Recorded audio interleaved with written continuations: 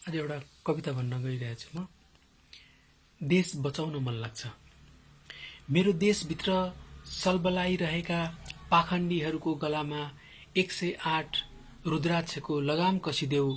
चाकरी मानसिकता लिएर चढेकाहरू टेकिएको आफ्नो धरातल निहाल। दलदलमाथि ठडिएका छौ, डङरङ्ग ढल्न सक्छ। अँध्यारो कुवामा रुमलिएकाहरू अल्पज्ञानमै त्यसरी चिच्याउने नगर। तिम्रा खोक्रा आवाजको हुरीले धन्किएको आगोमा कैयौं अबोध आशाहरू खाक भई जल्न सक्छ। भ्रष्टाचार र अत्याचारको विष पिएर रमाउनेहरू एक दिन त्यसैले तिमीलाई जिउँदै मार्न सक्छ। यिनै बुवासाहरूको चङ्गुलबाटै मेरो देश लुचिन सक्छ। सोच्ने गर्छु ठाउँ ठाउँमा फुटेको मेरो देश टाइटानिक झैं डुब्न सक्छ। देश मेरो डुब्न सक्छ। तिम्रा समाजका विकृति अनि कुरीतिहरूको पाठ भो मलाई अब नपढाऊ। तिम्रा ईर्ष्याले घोचेको मेरो मन पटक पटक अझै चस्किरहन्छ। मेरो पसिना पिएर जिउने तिम्रो प्रवृत्ति तारोमा राखेर एक पटक पड्काउन मन लाग्छ। नरभक्षी भई छाती तिम्रो चिरेर रगत पिएरै वर्षौंको प्यास बुझाउँ झैं लाग्छ।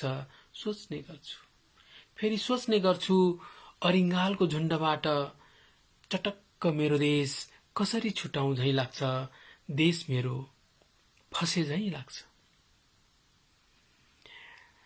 तिम्रा दलगत व्यक्तिगत स्वार्थले छिया पारेको मेरो देश अनि सत्ता लिप्साले आजित तिम्रा मस्तिष्क अब धेरै नचर्काऊ।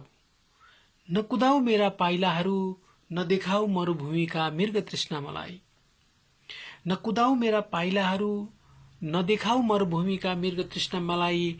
नेपाल आमालाई दुष्टहरूको चङ्गुलबाट फुत्काई सुटुक्क बोकेर हिमशिखरबाट बग्ने कञ्चन पानीसँगै कल कल बग्न मन लाग्छ।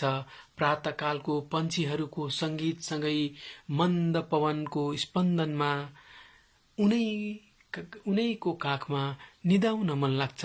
अनि सूर्यको पहिलो लालीसँगै आँखा उगाड्दा उनैलाई हेर्न पाए पुग्छ।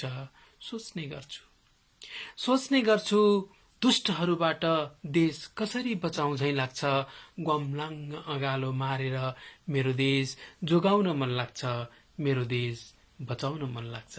धन्यवाद।